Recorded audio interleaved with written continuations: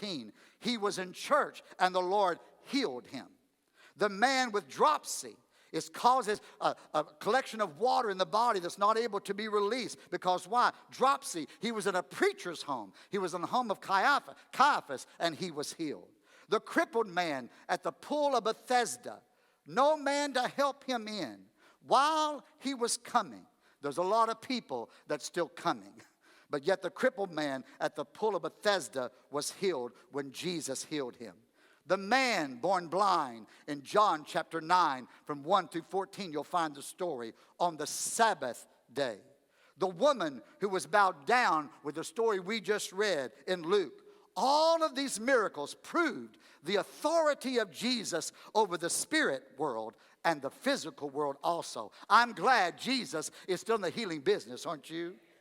Not only was there physical deliverance, but also there was spiritual deliverance.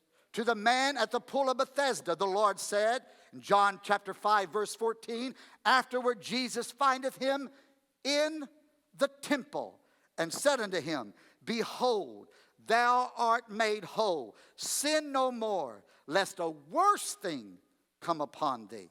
Honey, get to church. Whatever it takes, get to church. God never transforms us or heals us or delivers us or saves us for our own comfort, but for his greater purpose in our lives. Let's examine a little bit more clearly about the miracle of the woman found in Luke chapter 13, 10, 17. If you would say, Brother Gary, what's the title of your sermon? It's a bent back and a troubled mind.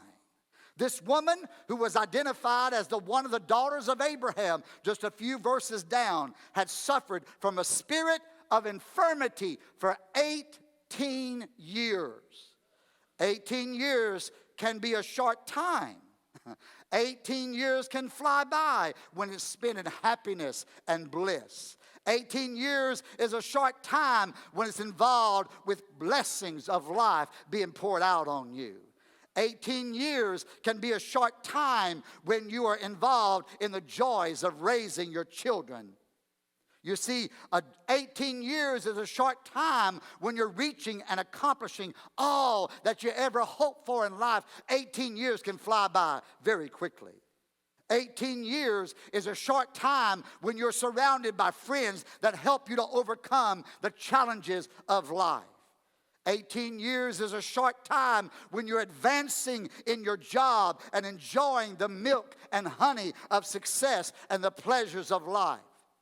But 18 years can be a very long time when you're consumed with pain of a bent back. 18 years, honey, can be a long time in your struggles with pain and agony of sickness after sickness after sickness. 18 years is a very long time to have a body and mind that is vexed in despair day after day after day.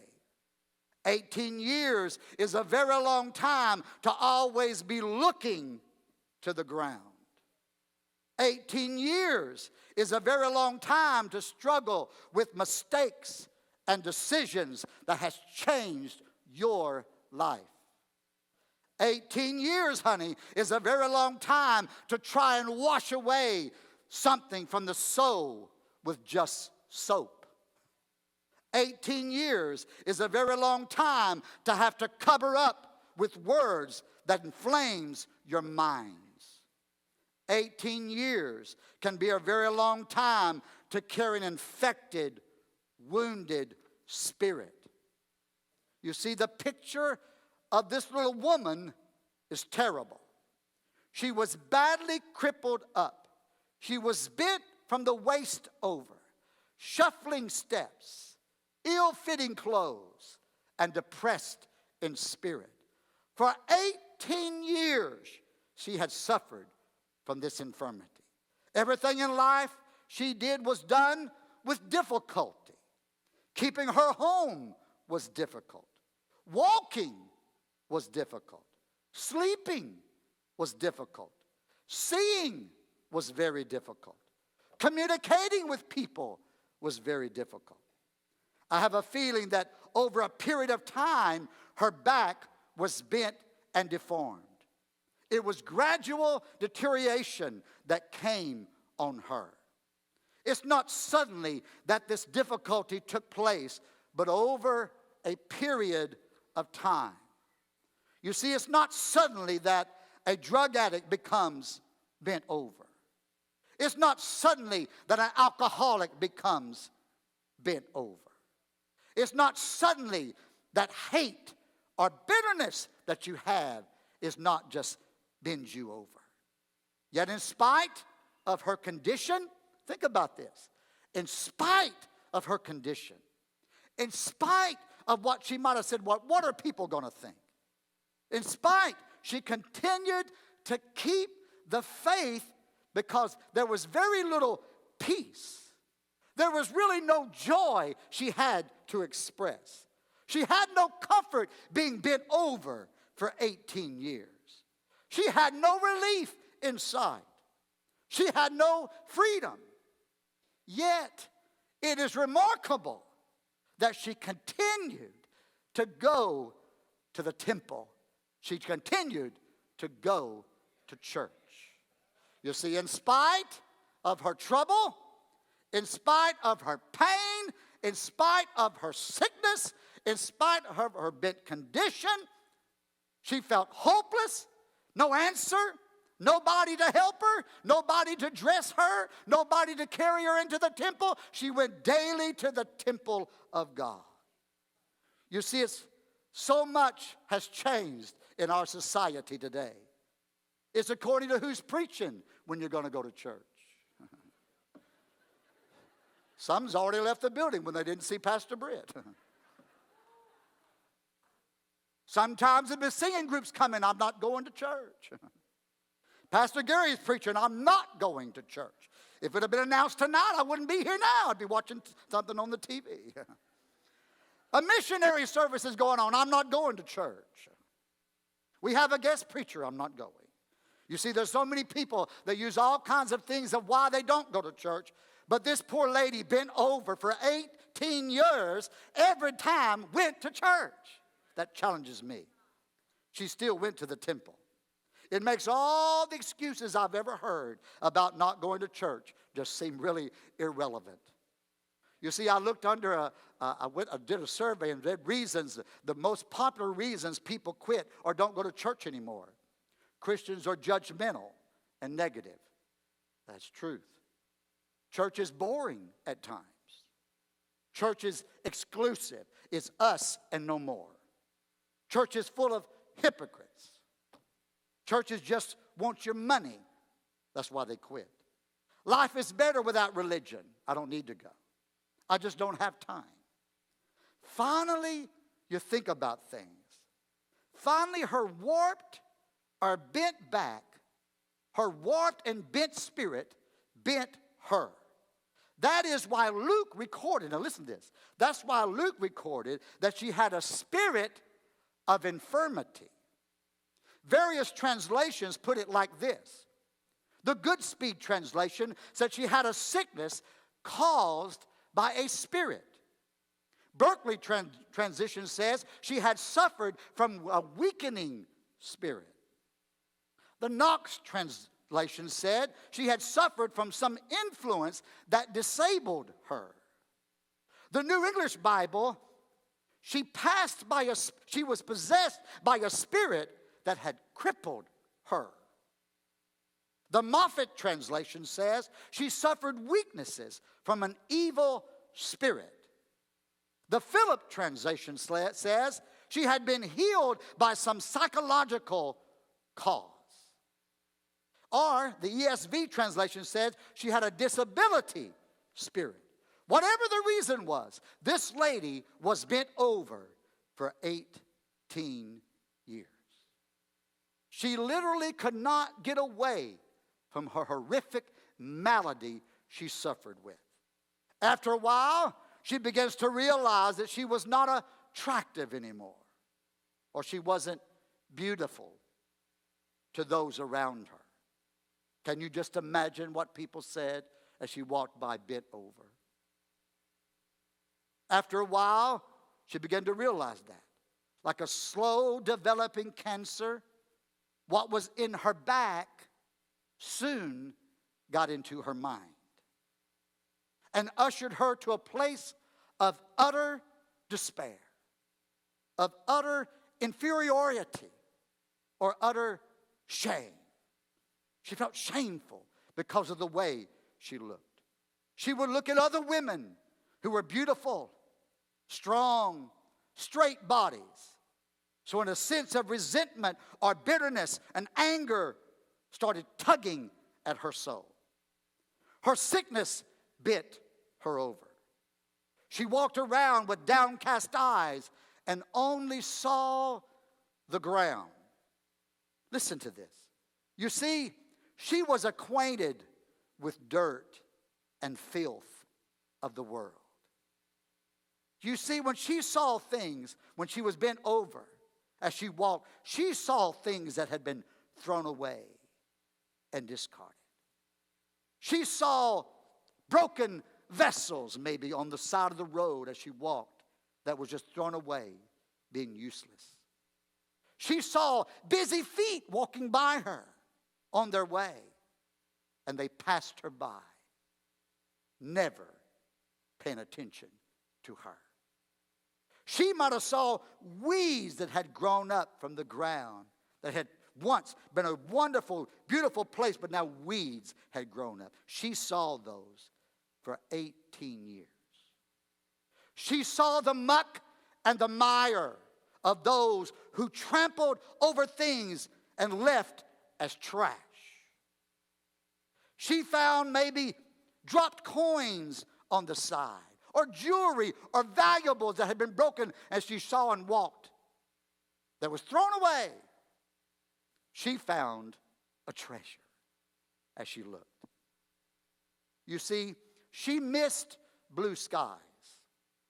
She missed seeing birds in the air. She missed rainbows and sunsets. Her problem had literally blocked every bit of the vision she had. The spirit of infirmity. We've all met a lot of people with the spirit of infirmity. They have allowed setbacks in their life to bend them over. They've allowed disappointments in their life to bend them over. They've allowed discouragement to bend them over. You see, she've allowed setbacks of disappointment and discouragement to get inside their minds and heart to make them. Listen, they've allowed things like that to get inside their minds and heart to make them bitter toward the world, or always complaining, why me? Or even becoming self-centered, or even becoming sunk into depression and become cynical about the whole world. Sometimes when life bends you over, you become pessimistic about everything, unhappy about everything about life. Every area of their life has been affected by the spirit of infirmity. You see, personal wars that rage within them or in us sometimes bends us over in a spirit of infirmity. Emotional traumas that happen to many people many years ago are wilting them down spiritually because they just won't give it to God. Relationships are poisoned by the need to control. Fear ushered them to a place that they try to control and manipulate simply in an effort to survive. Bad decisions take place because they're so desperate to get fixed. Just like that woman, the woman at the well. What you have to understand is that the spirit of infirmity that has settled in the mind can create the pressure of making bad decisions in your life. Bad relationships. Healing can never come to a desperate person rummaging through other people's lives.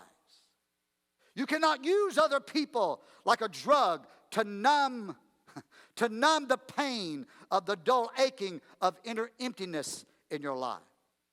The more you suppress the symptoms, the less of chance that God will have to heal you.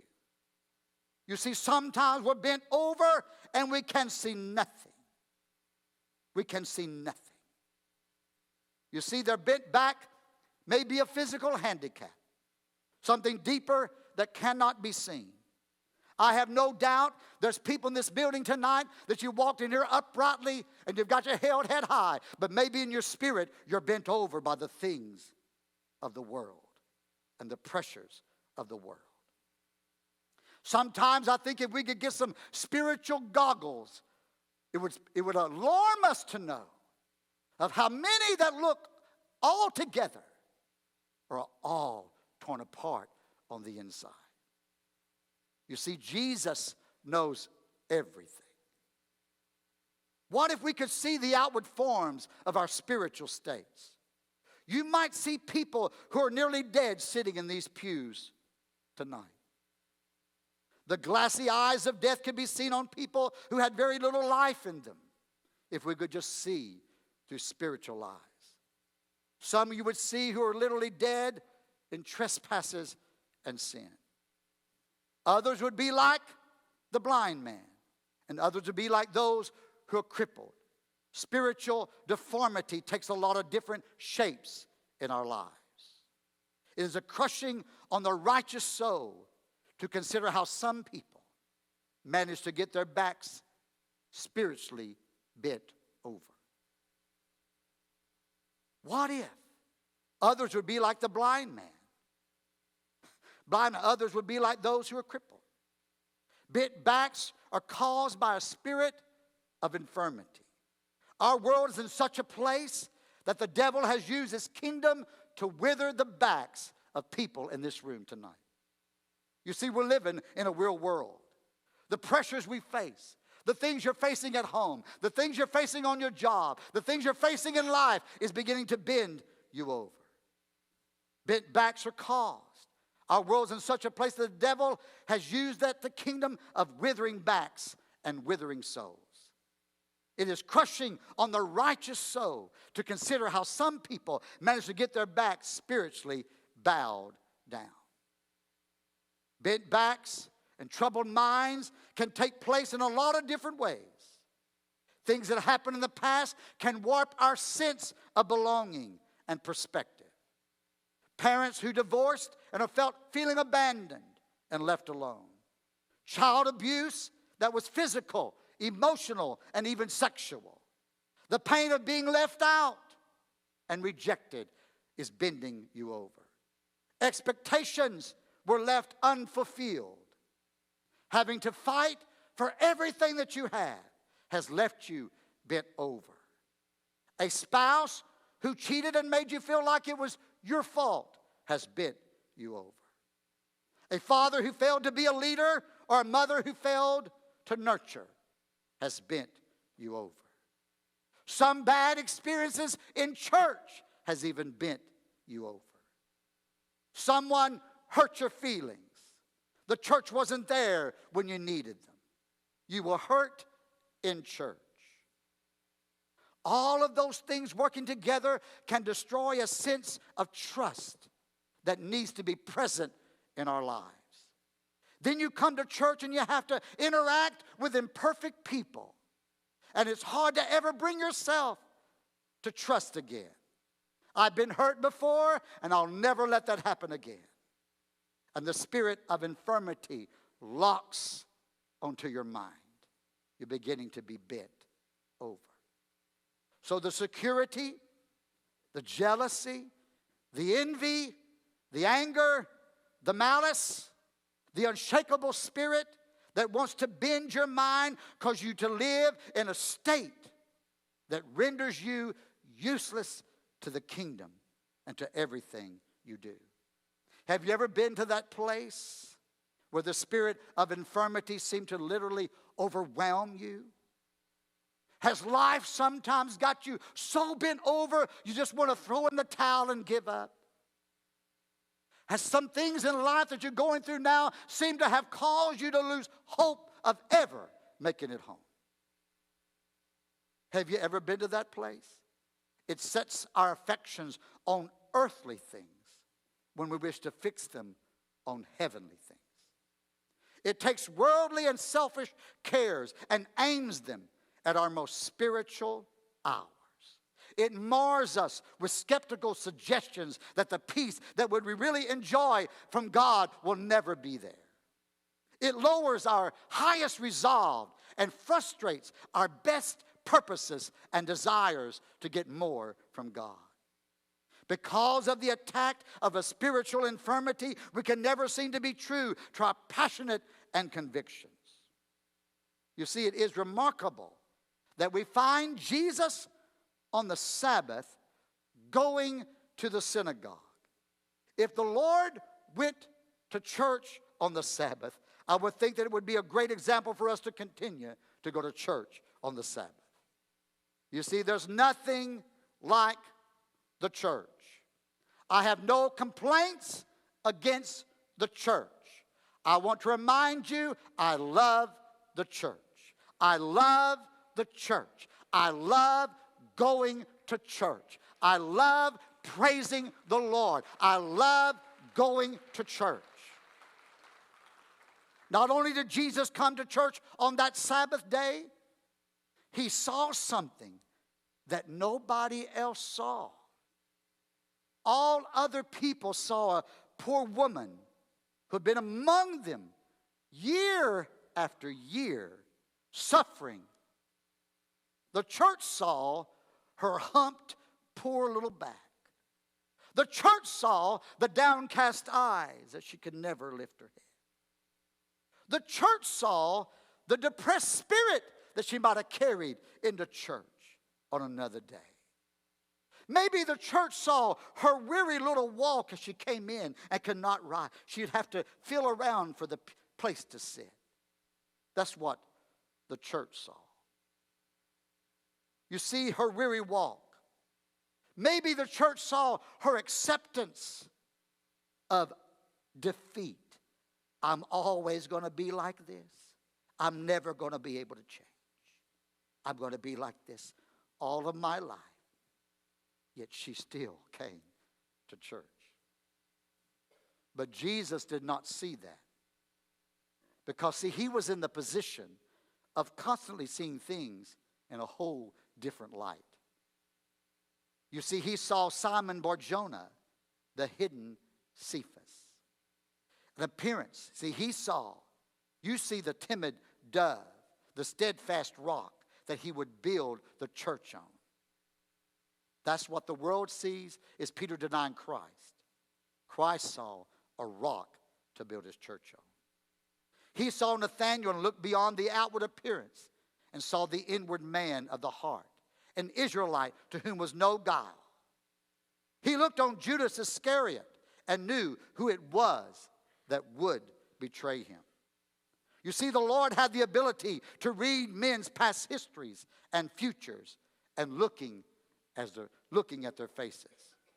You see, he looked on this woman who had endured the cruel bondage for 18 years, and in her face saw the battles of her mind. He knew that against her will, she had been taken by the spirit of infirmity. And he knew that she had fought mightily against it until finally it had compassed her about, had totally surrounded her.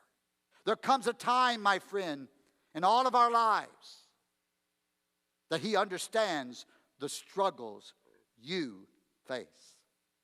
He reads our stories. He knows your story. He knows where you're at. He knows what you're going through. He knows the infirmities that the enemy has put on you. He sees all of our maladies. Nothing's hidden from him. He knows the force of the temptations that you face every day. He has insight in the darkest areas of your life. You see, he has true insight on the storms and the battles that's raging. I look at you tonight and I see well-dressed up people coming to church. But Jesus may see a troubled heart, a broken spirit. You're about to lose your job. You don't know what to do. Your marriage is in trouble. You don't know where to turn. Your family's in turmoil. That's what Jesus sees. You see, when Jesus visits the church, what chains and dungeons the devil had worked to build for 18 years in this woman came crashing down immediately. It will not take the Lord 18 seconds to rip down the things that have her bound. That is why we need the Lord to show up every time we enter into His house. When you walk into the door, come expecting God to do something in your life and your family's life. Come expecting. I know it's hard. I know it's difficult. But God is able to straighten your bent back or your troubled mind. It will not take the Lord 18 years, just 18 seconds. You see, I recently read a prominent newspaper editor that had to overcome some huge obstacles in his life. At a very young age, he was smitten with polio that left him braces on his legs. As he grew older, he realized that he could not climb trees nor run like other little boys. Little by little, he began to feel that he could not keep up in the race of life or climb the ladder of success like others could. What was happening to him was that those braces on his legs was getting into his mind. His father had told him that someday he would carry him to a big church in the city, and there he would be healed. Finally, the day came as he walked down the aisle, and the braces went thump, thump, thump. The people looking his way made him feel very self-conscious. They knelt at the altar, and very earnestly the father prayed. After a while, the father turned to the boy and said, "Son, I have the answer. You have been healed." They got up, started back up the aisle, but his braces were still going thump, thump, thump. He could not tell any difference, but before they got out of the church, a feeling came over him that he was all right, that in spite of the braces, he could be a successful man. From that moment, he went on to be very successful in life. What happened was that though God left him braces on his knees, He took them out of his mind. Jesus did that for him, like He did for the woman who had been bent over for 18 years. He said to her, "Thou art loosed from thine infirmity." There is not a person in this church tonight who does not have some type of infirmity. But I'm going to tell you this. There is never a situation that God's power cannot make us and help us to overcome. You see, you can be loosed from your infirmity. You can be loosed from the doubt that you're never going to make it. You can be loosed from the fear that you failed too many times and that God Himself has given up on you. You can be loosed from the thinking that you've tried it so many times, Pastor Gary, and you'll never be able to make it. You can be loosed from all the heartache of the feelings that you've experienced in your life. You can be loose from the enemy's mindset that you're not smart enough, you're not good enough, I'm not rich enough. I've tried it and I can't do it. I'll never be able to stay free. I can't quit sinning. I can't change. I'll never be able to get things straight in my life. I'll never be able to get out of this pit that I'm in tonight. I'll never be able to see direction in my life. I'll never be able to have a complete family. I'll never be able to be free from drugs or alcohol or things of bondage. Let me tell you, Jesus said you can be free. You see, you are loved in this building tonight. You are somebody in this building. You are more than a conqueror. You are a victor. You are an overcomer. You're bought with a price. You're a sinner washed by the blood of Jesus. You are forgiven. You are purchased by God. You are one name. You're just one name away from deliverance. It's not in your name. It's not in the name of America. It's not your family name. It's not the government's name. It's not the president's name. It's not the name of First Assembly. It's not the name of the Assemblies of God. It's in the precious name of Jesus. You're one step away from a miracle in your life. You see, I know. I can only just imagine I want to just imagine in my spiritual eyes just a minute how many people walked in this room tonight bent over spiritually, thinking I'll never be able to be free. I'll never be able to get my family in church. I'll never be able to see my children saved and won to the kingdom of God. I'll never be able to experience peace in my life or peace in my home. I'll never be able to see things happening in my life like I want to see happen because I'm bent over by an infirmity that I just want to give up. You see, you're bent over by things. The world's crashing you down further and further and further. You see, but I'm here to tell you, though, Jesus said that you can be free. Jesus said you can be free from the things that spiritually bend you over, physically bend you over, spiritually that you don't see. No hope. No hope. I'm telling you, there is hope in Jesus. Would you bow your heads, please? Jesus, my hope